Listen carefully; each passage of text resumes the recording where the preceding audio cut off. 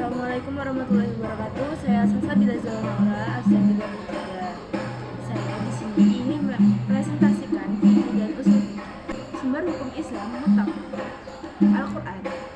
Menurut bahasa, yaitu bacaan atau yang dibaca. Kalau menurut istilah, yaitu Al-Quran adalah kalamullah sebagai mukjizat yang diturunkan kepada Nabi Muhammad SAW melalui malaikat Jibril. Pokok-pokok isi Al-Quran: 1. Tauhid. 2. Ibadah. 3. Janji dan ancaman.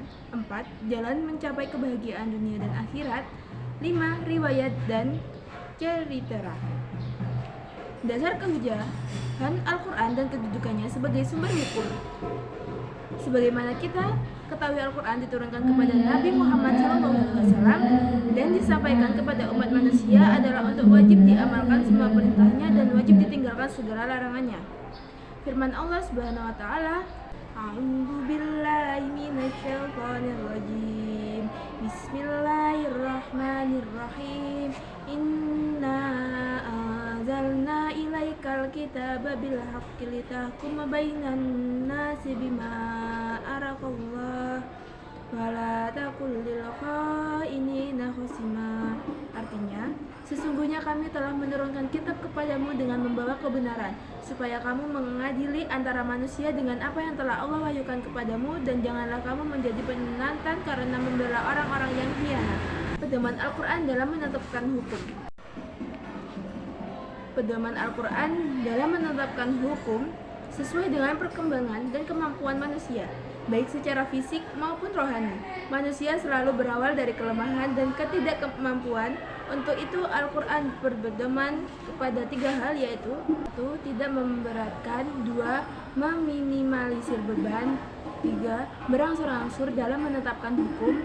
4. Keadilannya merata. 5. Untuk kemaslahatan umat. Al-Hadis.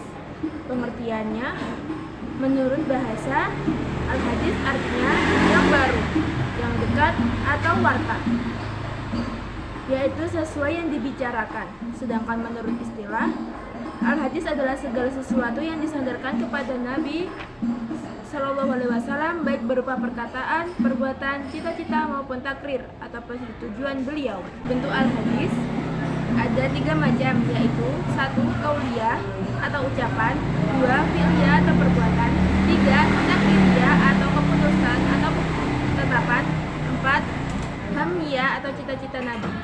Pengertian ijma dari segi bahasa, yaitu merupakan masdar atau kata benda verbal atau kata ajma' yang artinya memutuskan dan menyepakati sesuatu. Ia juga bisa berarti kesepakatan bulat atau konsensus. Menurut Abdul Wahab Khalaf, secara istilah, ijma adalah sebagai dasar hukum walaupun terjadi perbedaan, namun mayoritas ulama telah sepakat sebagai sumber hukum Islam yang ketiga setelah Al-Quran dan Al-Hadis.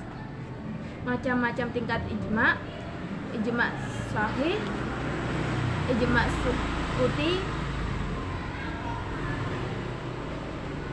ijma dan tingkatan ijma.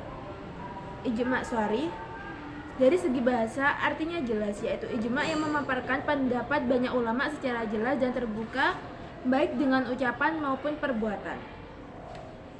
2. Ijma sukuti dari segi bahasa artinya diam, yaitu sebagian mujtahid memaparkan pendapat-pendapatnya secara terang dan jelas. Qiyas menurut bahasa berarti menyamakan atau mengukurkan sesuatu dengan yang lain. Rukun qiyas. Dari rumusan di atas dapat dijelaskan beberapa rukun qiyas sebagai berikut. 1. Kejadian adalah peristiwa, perbuatan, tindakan yang tidak ada hukumnya atau belum jelas hukumnya baik dalam Al-Quran maupun As-Sunnah.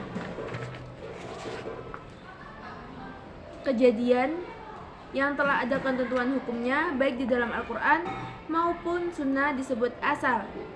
Ilat yaitu suatu sifat yang menjadi dasar hukum pada asal. Hukum asal yaitu hukum suatu kejadian yang sudah disebutkan dan akan ditetapkan bagi far'un karena sama sifatnya ilatnya. 1. Qiyas aula, yaitu qiyas yang apabila ilahnya mewajibkan adanya hukum. 2. Qiyas musawi, yaitu qiyas yang apabila ilahnya mewajibkan adanya hukum. 3. Qiyas adna, yaitu qiyas yang apabila ilahnya mewajibkan adanya hukum.